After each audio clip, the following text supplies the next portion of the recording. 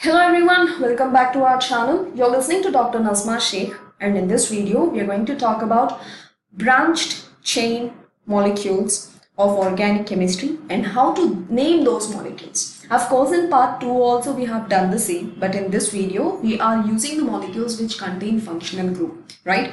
So let us begin without any more delay. Let's take a molecule to begin with, right?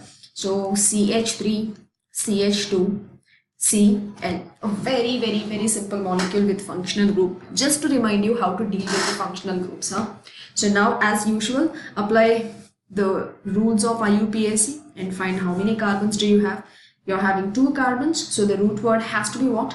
The root word has to be it plus single bond between carbon, ane. And now the key point comes. After that, what else information you should include? The info about functional group, right? So the functional group here is chlorine. And whenever you are having halogen, you can also choose to write the name of the halogen as a part of prefix. And I suggest you to do the same. Write halogen's name in prefix only because it's easier than being it written in a suffix. So here chlorine is the halogen and the suffix or prefix name of chlorine is chloro. So this is called as chloroethane. But then is it necessary that I talk about the position of this functional group? Not actually. Why? The molecule is having only 2 carbon atoms, isn't it? 1 and 2.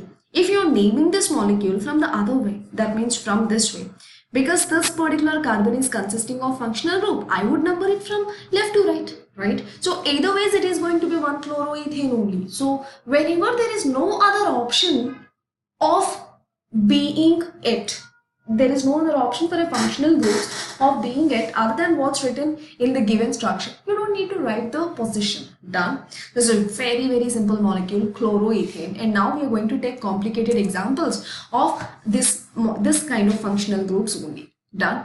So take a look at this: CH3, CH2, CH2, CH, CH3, and here is chlorine. There we go with a bigger molecule but easier to name. How do we name it? In the last class, that is in part 2 of IUPAC Nomenclature, I have given you the instructions, like step-by-step instructions, which you have to adopt when you're naming the bigger molecules with functional groups or side chains or whatever, right? So let's use the same funda. Rule 1. You first have to apply rule 1 before you could name this kind of molecules. So what is rule 1? Rule 1 is nothing but identifying the longest chain possible. So now, because you don't have a side chain, it's okay, it's easy, right? Now if you are assuming about chlorine being a side chain, chlorine is not a side chain, it's a functional group, right? That's the difference. Side chain is a carbon chain only which is present as a branch. But functional group is a functional group, it's not carbon, right? Now, since I don't have a side chain but a functional group, it's easy for me to choose the parent chain. And now, after choosing the parent chain, you have to identify what? Root word. Based on the parent chain, you have to identify root word. So 1, 2, 3, 4, 5. There are 5 carbon atoms. So the root word is spent. Fine. And after identifying root word, what should you do? You should be using the saturation. Identify the saturation, which means the bonding. So here between the carbons, I find only single bond. So I'm writing it as ane. If you're watching this video without watching part 1 and part 2, absolute confusion this will be. So please go back and watch part 1 and part 2. Come back to video 3. Okay. And those who have watched the part 1 and part 2, if you are able to follow, that's glad. But if you're not able to follow this, it in turn means that you have to re-watch it once more. Now, moving on. So I identified root word. I identified the saturation. Then what else I have to do? I then have to talk about the branch or the functional group or whatever I have in molecule. Here I'm having functional group. Okay. So what I have to talk about, the functional group or name or whatever. So I have to start with naming it. What is the name of this chlorine? Chlorine is a halogen. You can write it as a prefix as well. And I also suggest you to write the name of this chlorine functional group in prefix because that's very easy in comparison with this being written in suffix. So the prefix name of chlorine is chloro. Okay, fine. So it is now chloro plus pent plus ane. Done. Anything else that I have to furnish over here? Let's go back and see. You have to talk about the position as well, it seems. But then how do I get to know the position? Apply rule 2. What is that rule 2? Any carbon atom which is consisting of a double bond, triple bond, functional group or a side chain should be given the least number ever possible. So number it from left to right and right to left and see. I'm doing it from left to right. 1, 2, 3, 4, 5. Carbon with functional group has 4th place. I do it in the reverse order and see. Yes. Carbon with functional group has the position 2. So I obviously prefer right to left, right? According to the rules of IUPAC. So now put it all together. 2 chloro plus pent plus A. Unite all of them together. It will be 2 chloro pentane. Finally, this is how we name a molecule which has functional group as a side chain. Did you understand it? Okay, let's quickly try one more molecule. This time you get ready, okay? Because you are going to solve it, huh? CH3, CH2, CH, CH2, CH3, and here is chlorine. Name it now quickly. You have 30 seconds of time. Apply all those steps which we have discussed in the part 2 video. Done? Okay, start naming. Apply rule 1. Find the longest chain possible. No such complications right now because you have only one chain. And identify root word. There are 5 carbons, so it got to be pent. You have to be as quick as I am now, huh? Then you have to identify the saturation, which is nothing but having double bonds, triple bonds, or whatever bonds. I see only single bonds, so it is ane, pent plus ane. And then you have to identify if there is a side chain or a functional group. Here is functional group. What is the name of functional group? Chlorine. Because it's halogen, I prefer writing it in prefix. Chloro is the prefix name of chlorine. Now, what about the position? According to the rule 2. 1, 2, 3, 4, 5. 1, 2, 3, 4, 5. Array, both the ways the number of carbon will be 3 only. So, I don't need to bother. 3 chloropent plus 8. Put it all together. 3-chloropentane. Did you get the same name?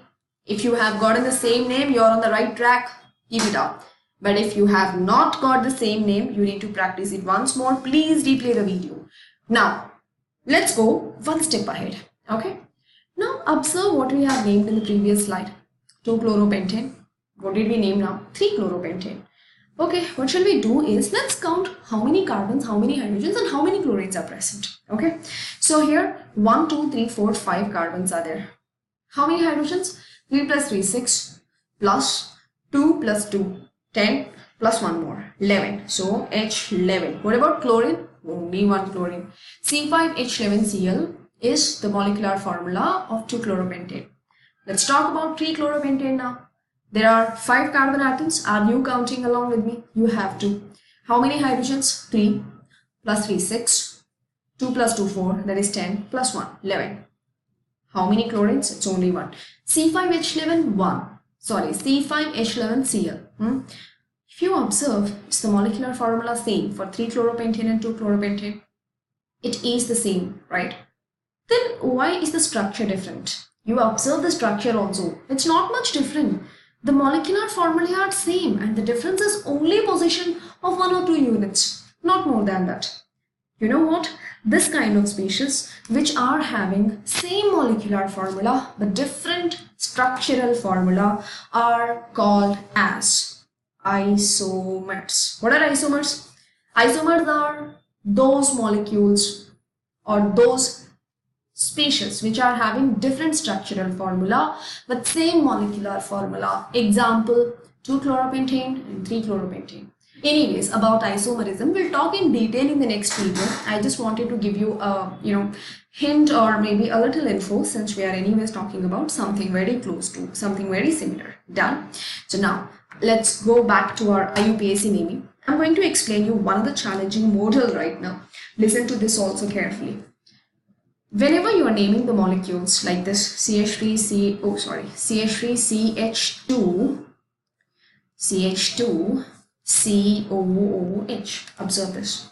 You're talking about a molecule which has functional group, and the speciality of this functional group is there is a carbon in the functional group itself.